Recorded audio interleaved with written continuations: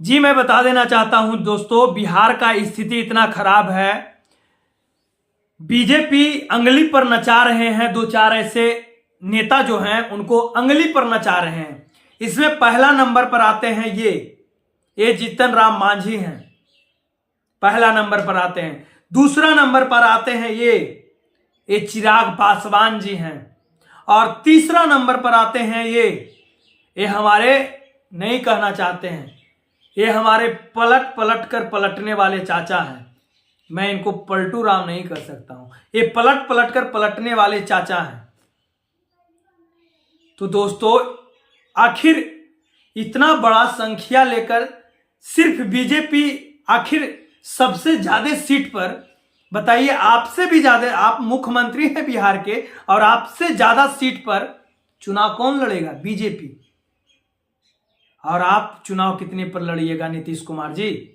आप जितने पर जीते हुए उतना पर भी चुनाव नहीं लड़ रहे हैं। और हमारे जीतन राम मांझी जी क्या कहते हैं कि मैं जो भी कहूंगा और जो भी करूंगा वो एनडीए के लिए ही करूंगा। आखिर एनडीए आपको क्या दिया? मात्र एक सीट। एक सीट पर किसको चुनाव लड़िएगा? आप लड़िएगा, आपका बेटा लड़ेगा, कौन चुनाव लड़ेगा? उसके बाद ये भी नाराज बहुत हैं। इनको भी लगता है कि मैं कहीं जाऊं, लेकिन बेचारा क्या करे, बेचारा बनकर रह गए हैं चिराग पासवान जी, बेचारा बनकर रह गए हैं। मात्र 2 सीट, 3 सीट, मात्र 3 सीट, 3 सीट में बेचारा बन के रह गए हैं। बताइए, ये कहीं कहीं पर कभी पूरे उम्मीदवार उतारने की बात करते हैं और कभी कभी 3 पर इनको लुढ़काने का काम किया जाता है मेरे दोस्तों।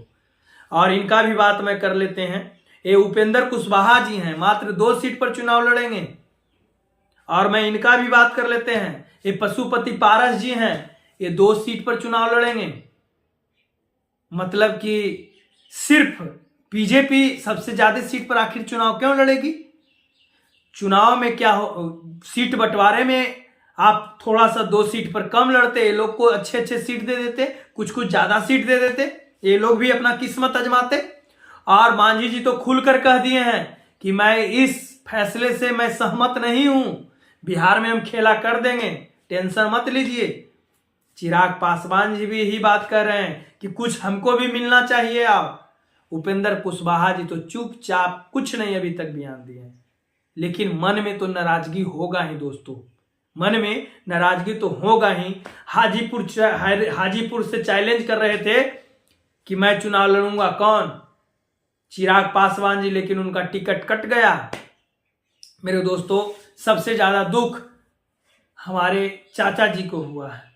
ये हमारे चाचा नहीं, वो बिहार की चाचा जी पर हुआ है।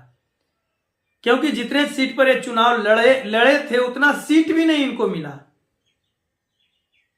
जितने सीट पर ये चुनाव लड़े उतना सीट भी नहीं मिला दोस्तों। तो बीजेपी तो अंगली पर नचा रही है। जैसे बीजेपी कहेगी ये लोग करने के लिए तैयार हैं और करना पड़ेगा, नहीं काहे करेंगे, करना पड़ेगा मेरे दोस्तों। और मैं यहाँ के सांसद वोट जो मांगने आएंगे उनसे एक ही सवाल करूंगा कि आप 5 साल में कितने बार हमारे क्षेत्र में आए हैं? 5 साल में आप, और उनका सपोर्टर जो आएंगे उनसे भी ये मैं पूछने का काम करूंगा।